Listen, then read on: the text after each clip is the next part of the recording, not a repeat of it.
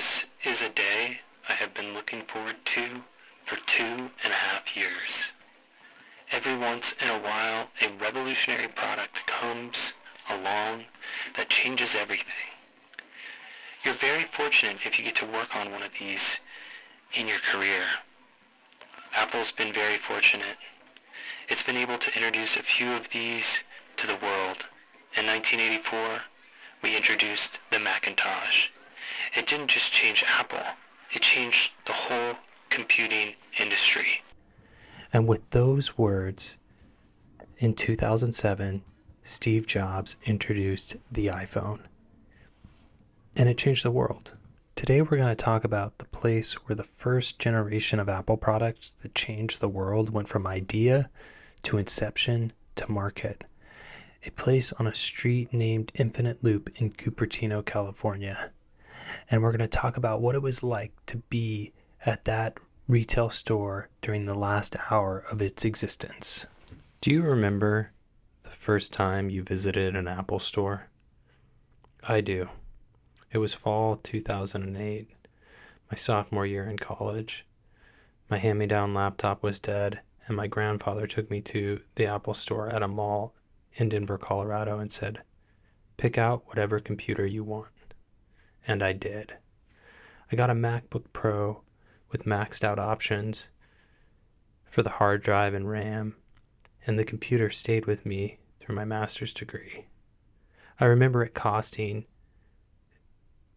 over $1,000, a stupid amount of money at the time, and I've stuck with Apple computers ever since, for work, art, and entertainment. These days I live in Silicon Valley, close to Apple HQ, the place where all these products that have changed the world were designed by humans just like you and me.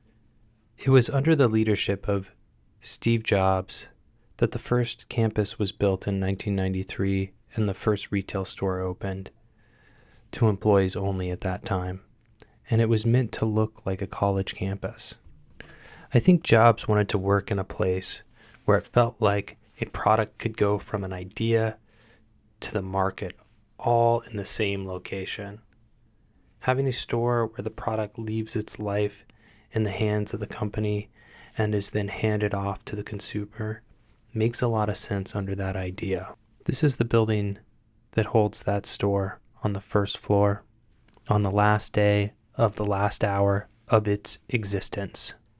It was cold and rainy, the parking lot about 1/4 full, and a construction crew working in the main entrance of the campus had it completely blocked off to all visitors. I thought about my sense of place in this location and how it had changed since the valley transformed from apricot orchards and an agricultural-based economy to silicon and a computer-based economy. Apple was the company that led the charge into the future, where a computer was for everyone. Then a smartphone was for everyone.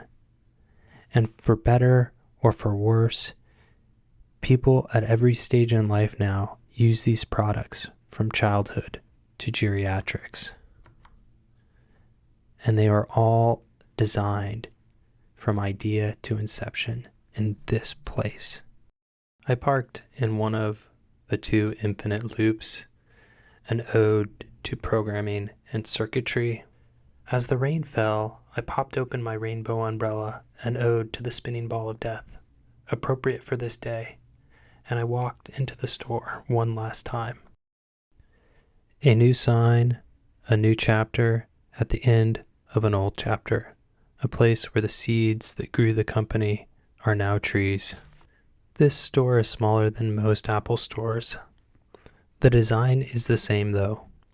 Open spaces, white walls, white ceiling, hardwood tables. The place feels like an intersection of an impeccably clean wood shop and art gallery. The feelings I felt during the last minutes of the store's existence were not those of sadness. I talked to one employee who had worked there for 15 years, riding the Apple bus to work each day from the East Bay. Her job was being transferred to another store. No one was losing jobs as part of this transition. It was like saying goodbye to an old computer at the end of its life, something used to make things you were proud of. And the people at the store in the last minutes of its life felt proud of the community they were a part of and the history that was unfolding in the final moments of its existence. I had my own exit ceremony, inspired by a fellow ally, Mr. McIntosh. I chose to be one of the last people to buy something at the store before its death, and 2 minutes after its closing at 6:02 p.m., I purchased 2 t-shirts and slowly walked out to applause from folks in the community.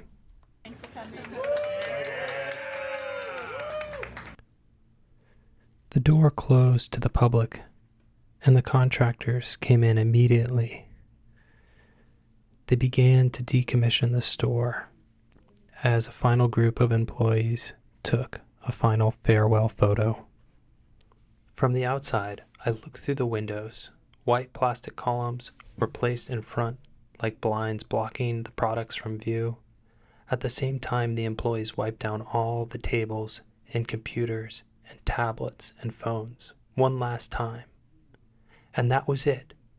The end of the store, just days before the 40th anniversary of Apple. I walked to the car and I started the dark drive home in light winter rain. And I thought about what the company would be like in 2064, 40 years from now.